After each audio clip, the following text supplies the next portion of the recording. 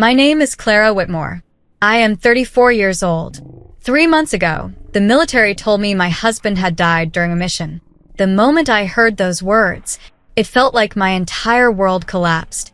Since that day, I cried for him almost every night. I tried to be strong. I tried to accept that he was gone. But the truth is, a part of me refused to believe it. Then one afternoon, my sister suddenly called me. Her voice was shaking. "Olivia, come to my house right now. There's something you need to see." And when I finally saw it, my whole body went cold. Before I tell you what actually happened, please like and subscribe to the channel. And tell me your country in the comments. Now, let's begin. 3 months ago, the military told me my husband had died during a mission. Those words still echoed in my mind every single day. My husband, Daniel, had been a soldier for almost 10 years. He was brave, disciplined, and deeply loyal to his country. But to me, he was simply the man who made my world feel safe. The day the officers came to my door, everything changed. 2 men in uniform stood outside my house. The moment I saw them, my heart dropped. Somehow, I already knew what they were about to say. They spoke carefully, respectfully.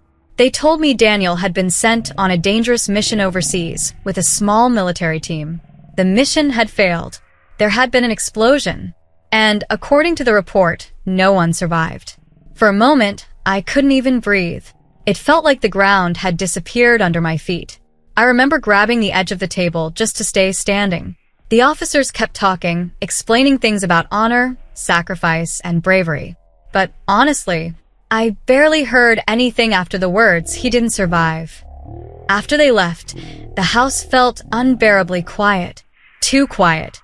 Daniel's jacket was still hanging near the door. His coffee mug was still sitting in the kitchen. Everything in the house still looked exactly the same, except he was gone. The first few nights were the hardest. I barely slept. Every time I closed my eyes, memories of Daniel filled my mind. The way he laughed.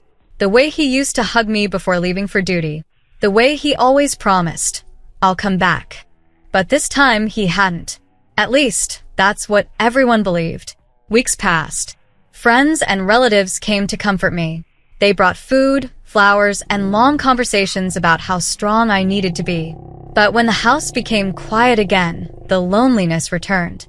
At night, I often sat alone in the living room, staring at old photos of Daniel on my phone. Sometimes, I even listened to his old voice messages, just to hear his voice again. Some nights, I cried until morning. I tried to convince myself that I needed to move forward, that Daniel would want me to be strong. But moving forward without him felt impossible. 3 months passed like this. Slow, painful days that all felt the same. Then one afternoon, something unexpected happened. I was sitting on the couch, quietly drinking tea, when my phone suddenly rang. It was my younger sister, Lily. Normally, Lily was cheerful and talkative. But the moment I answered the call, I noticed something strange. Her voice sounded tense, almost nervous. "Clara," she said quickly, "where are you right now?" "At home," I replied. There was a short pause. Then she said something that immediately made my heart beat faster. "Clara, can you come to my house right now?" Her voice was shaking slightly. "There's something I need to show you." I frowned. "What is it?" I asked. But she didn't answer directly. "Just come," she said. "It's important." Something in her tone made me uneasy. Lily wasn't the kind of person who acted mysterious. If something was wrong, she usually said it immediately. But today, she sounded different. Serious. Almost shocked.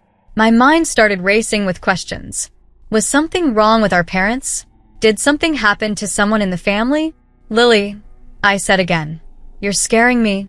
What's going on?" Another short silence. Then she said quietly, "I can't explain it on the phone. You just need to see it yourself." Those words made a strange feeling grow inside my chest.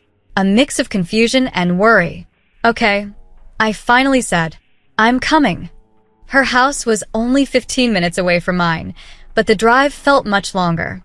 The entire time, my mind kept trying to guess what was happening, but nothing made sense. When I finally pulled into Lily's driveway, I noticed something unusual. She was already standing outside the front door, waiting for me. The moment she saw my car, she quickly walked toward me. Her face looked pale, and her eyes looked wide with shock. That alone made my heart start pounding. "What's wrong?" I asked as soon as I stepped out of the car. She didn't answer immediately. Instead, she grabbed my hand and gently pulled me toward the house. "Just come inside," she said. We walked into the living room. Then Lily picked up her phone from the table. She held it tightly for a moment, like she was trying to prepare herself. Then she slowly turned the screen toward me. "Clara," she said quietly, "you need to look at this." And the moment my eyes landed on the photo on her phone, my entire body went cold. For a few seconds, I couldn't move. My eyes stayed locked on the screen. The man in the photo looked exactly like Daniel. Same face, same eyes, even the small scar near his eyebrow that he got during military training years ago. My hands started shaking. That can't be possible," I whispered. My voice felt weak and distant. The military had told me my husband was dead. They said no one survived that mission. But the man in this photo was Daniel. Lily sat beside me, watching my reaction carefully. "I know what you're thinking," she said softly. "I thought the same thing when I first saw it." She zoomed in on the picture. The photo showed Daniel sitting outside a small house. Behind him were mountains and a quiet road. He looked thinner than before. His beard had grown longer, and there were bandages visible near his shoulder. But it was him. There was no doubt in my mind. My heart started beating faster. "How did you find this?" I asked. "One of my friends shared this post earlier today," Lily explained.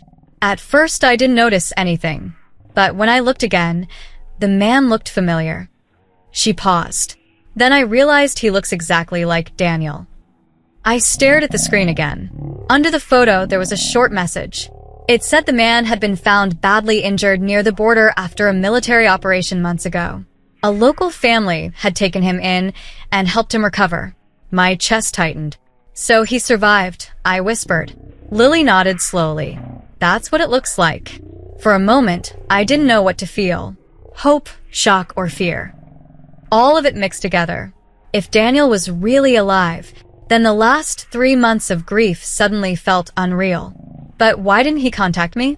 I asked quietly. "I don't know," Lily replied. "Maybe he didn't have a phone. Maybe he was too injured." I stared at the screen again. The page belonged to a small medical clinic near the border. The post had been uploaded just 2 days ago, which meant Daniel had probably been there for some time, without anyone knowing. "We need to contact them," I said suddenly. Lily nodded. "I already tried sending a message earlier," she said. "You did?" I asked, surprised. She handed me the phone. "Look." She had sent a message asking about the injured soldier in the photo, but there had been no reply yet. My heart was pounding now. I quickly typed another message. I explained who I was. I told them Daniel was my husband and that the military had reported him dead. Then we waited. Minutes passed. No answer. I tried calling the phone number listed on the page. The line rang, but no one answered. Lily tried again. Still nothing. The waiting felt unbearable. Every second felt longer than an hour. "What if it's really him?" I whispered. "What if Daniel is alive somewhere out there, and he thinks I don't know?" Lily squeezed my hand. "Then we'll find him," she said firmly. "We won't stop until we know the truth." Almost an hour passed. Then suddenly, a message notification appeared. Both of us froze. Lily quickly opened it. The message was from the clinic. It read, "Yes, the soldier in the photo was found injured after a military mission several months ago. He had multiple gunshot wounds and severe injuries. A local family brought him to us for treatment." My heart skipped a beat. Daniel had been alive this entire time. The message continued. "He is now stable and recovering well. The family who helped him has been taking care of him during his recovery." Tears filled my eyes. For 3 months, I had believed my husband was gone forever. But somehow, he had survived. "Clara," Lily said softly, "this means he's really alive." I wiped my tears, trying to breathe. "Where exactly are they?" I asked. The clinic had sent their location in the message. It was in a small town across the border, several hours away by plane. I stared at the address on the screen. My heart was racing again. 3 months ago, I had buried my husband in my mind. Now, there was a chance he was still alive. I'm going there, I said firmly. Lily looked at me. You mean now? Yes, I replied. I have to see him with my own eyes. Without another word, Lily nodded. Then I'm coming with you. For the first time in months, I felt something different inside my chest. Not grief, not emptiness, but hope. Because somewhere in that distant town, my husband might still be alive. And very soon, I was going to find out the truth. The next 2 days felt like the longest days of my life. Lily and I booked the earliest flight we could find. I barely slept that night. My mind was filled with thousands of thoughts. What if the man in the photo wasn't really Daniel? What if something had changed? What if I finally saw him again after believing he was gone forever? My heart couldn't stop racing. The next morning we boarded the plane.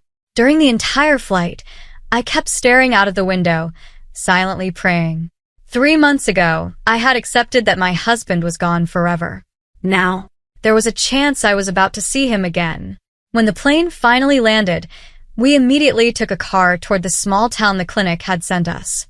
The road was long and quiet. Mountains surrounded the area. It looked peaceful, almost too peaceful for a place connected to so much pain.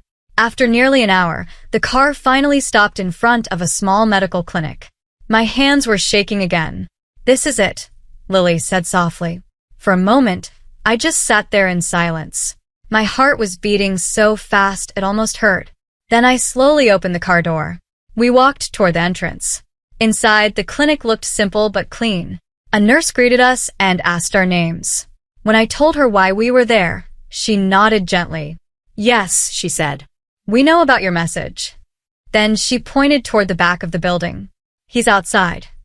My entire body froze. Outside. That meant he was right there, just a few steps away. I slowly walked toward the door. Every step felt heavy. My heart was pounding so loudly I thought everyone could hear it. Then I pushed the door open. Behind the clinic was a small garden, and sitting on a wooden bench was a man. For a moment, the world around me disappeared. It was Daniel. He looked thinner than before.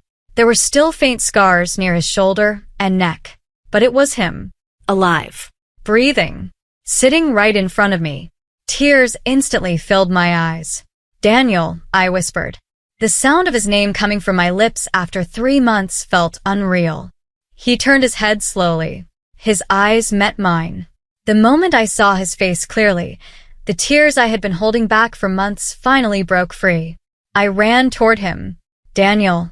I couldn't stop crying. My entire body was shaking as I stood in front of him. For months, I had imagined this moment, seeing him again, touching him again, knowing he was alive. But instead of smiling, Daniel looked confused. He stood up slowly. His eyes studied my face carefully. Then he said something that made my heart stop. I'm sorry. His voice was calm but uncertain. Do I know you? For a second, I thought I had heard him wrong. My tears kept falling. Daniel, it's me, I said softly. But he still looked confused. Why are you crying? He asked gently. Did something happen? Those words hit me like a wave. He didn't recognize me. Later, the doctor explained what had happened.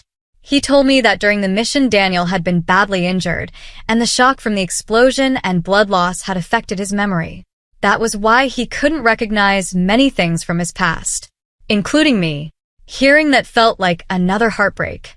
For 3 months, I believed my husband was dead. Now I had finally found him again, but he couldn't remember our life together. The doctor told me something important. Sometimes memory like this can slowly return if the person is surrounded by familiar people, places, and memories from the past. So I decided to try everything I could, because I had already lost him once. I wasn't going to lose him again. Every day, I spent time with him. I told him stories about our life together, how we met, how he proposed to me, our wedding day, the small jokes we used to laugh about. Sometimes I showed him old photos on my phone. Sometimes I took him to places that were special to us. But days passed, Then weeks passed, and nothing changed.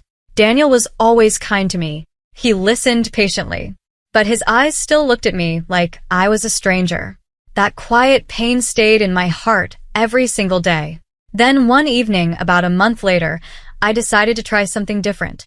I took Daniel to the small park where we had first met years ago.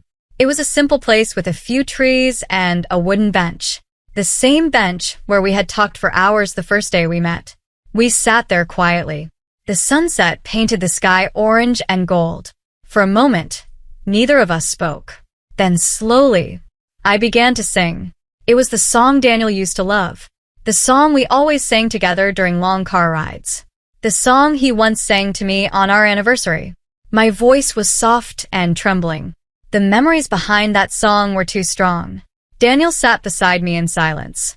At first, he just listened, but after a few seconds, I noticed something strange. He was staring at me, not like before. This time, something in his eyes had changed. His expression slowly became serious, then confused, and suddenly, his eyes filled with tears. My heart skipped a beat. He kept staring at me for a long moment. Then finally, in a quiet, shaky voice, he said my name, Clara. For a second, I couldn't breathe. It was the first time he had said my name since I found him. Tears instantly rushed down my face. Daniel, I whispered. The next moment, he stood up and pulled me into a tight hug. We both started crying. Not quiet tears, but the kind of tears that come from months of pain, fear, and hope finally breaking free. He held me tightly like he never wanted to let go again.